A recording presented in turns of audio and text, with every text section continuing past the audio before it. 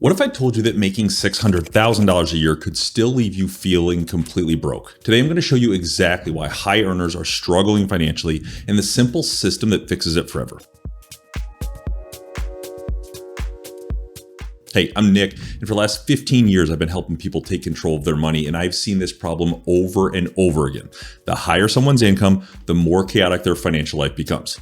And if you're in sales, especially high commission sales, this video could change everything for you. And I want to walk you through a real situation where we just helped Marcus, changed his name, finally take control of his money once and for all. And let me tell you about Marcus. He's a sales rep in the packaging industry who makes over $600,000 a year. But here's the crazy part. He still feels broke. Marcus gets a $5,000 base salary every month, but his commission swings wildly, anywhere from $5,000 to $100,000 per month. When he has a good month, he goes crazy. Nice dinners, car upgrades, buying things he's been wanting. And when he has a slow month, the panic starts to set in. And the worst part is he puts everything on a credit card just to get the points.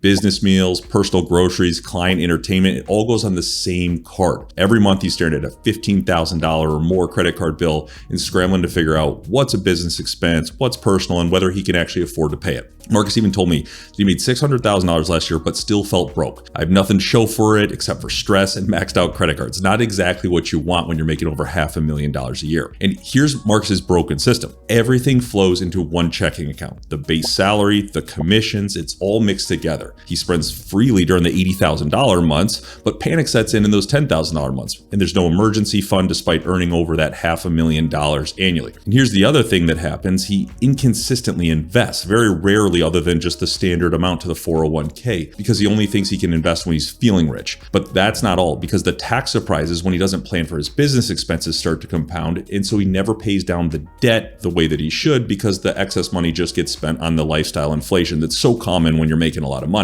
It's this feast-or-famine living, even at $500,000 in the income level, that is so familiar to so many people that are making lots of money. So here's the system that we built for Marcus, and I'm going to walk you through every single step so you can understand exactly how it works. And the first thing we did was separating his two income streams. The base salary is predictable. It's $5,000 every single month, and the commission is variable and unpredictable. So we want to treat those two completely differently. And what we did to do that is we created two different income sources, and simply creating an income source is easy for us to do. So we treated this account for his base income. All of his base income will be deposited there, and his commission income, whether it's $5,000 or $100,000, will be going into a separate account. So we can set up separate rules for that money.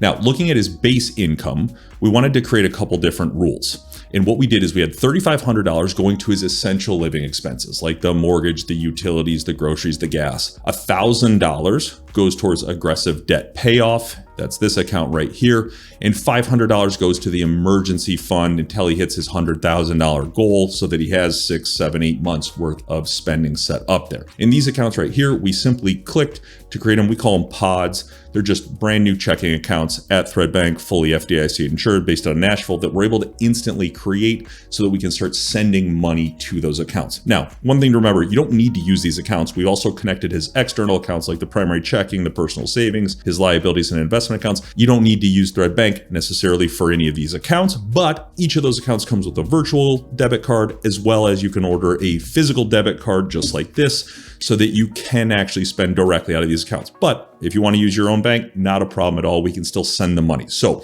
what we did was created a couple different core accounts for him so that we could start to transmit this money where it needed to go. That started with the emergency fund, the living expense account that we talked about, the debt payoff account, monthly spending, which I'll explain in a bit, the lifestyle fund, the business expense account, the tax buffer, and his investment accounts. So let me walk you through the rest of these rules so that you can see how they work out. For the base income, as we discussed, we triggered this money so every single time money hits that account, which was once a month, these rules would run. So $3,500 would go to the living expense account, $1,000 would go to the debt payoff, and the remaining $500 would go to the emergency fund. That allows us to move into the next set of rules for the commission, and this is where it gets interesting. And here we actually used a two-step process that works whether he makes $8,000 or $80,000 in a month. And so what we did here is we created another set of rules, and as you can see here, this is going to trigger every single time he gets paid. The commissions in his situation were stored up for the month and then paid out at the end of the month. If you're getting commission checks all throughout the month, you might want to do this on a time-based rule where it happens on the last day of the month or the first day of the month.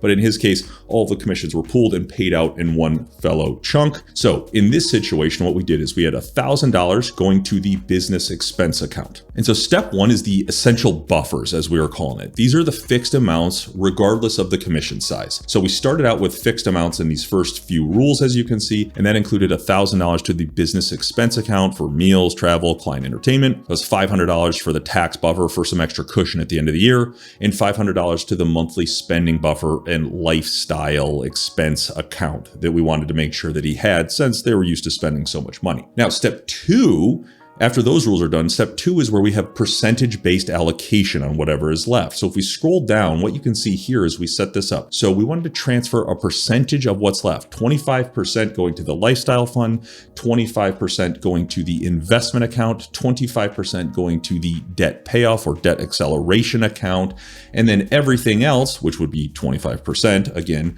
would be going to the emergency fund. And the reason we split that up is because we wanted to top up this emergency fund to $100,000. So what we did here by setting 25% of what's left to each of these accounts and everything else going to the emergency fund via the top up rule, that allows us to put all of that remaining money after the 25% is split up for each of those other three accounts into the emergency fund while creating a ceiling of $100,000 because that's where we wanted to get to. So it will keep moving money into that emergency fund until it hits $100,000. Once that account hits $100,000, all of that money will skip this rule and go 100% to the investments.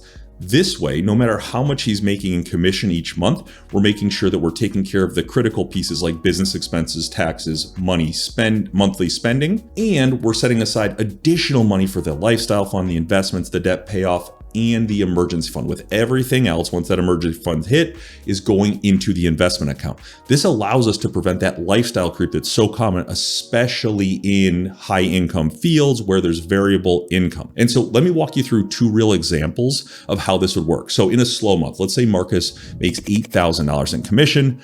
After the fixed buffers, he has $6,000 left. That's $1,500 goes to his emergency fund, $1,500 to investments, and $1,500 to the debt payment, and the last $1,500 to the lifestyle fund. In a good month, Marcus is going to make, let's say, $50,000 in commission. After those buffers, he has $48,000 left. That's $12,000 to the emergency fund, $12,000 to the investments, $12,000 to the debt payment, and $12,000 to the lifestyle fund. All of those allow him to keep within his budget and not overspend in the great months. He's setting money aside proactively, both to pay down the debt as well as to build his wealth. And because you got to notice what's happening here. In both months, Marcus is making progress towards every single goal. The amounts scale with his income, but his progress is consistent. He's building wealth in slow months and in those good months. And here's what changed for Marcus. His emergency fund will be fully funded in just 2 months if he keeps this up based on what he thinks his commissions are going to be. And now he's going to be investing $1,500 to $12,000 or more every single month consistently. It's no more of that I'll invest when I have the extra money. And he's aggressively paying down the debt during the good months while he's maintaining steady progress during the slow months. His business expense account pays his business credit card automatically, so there's no more commingling or scrambling. And let me show you that step right there, because as you can see, we've sent all of the money to each of these accounts, but we also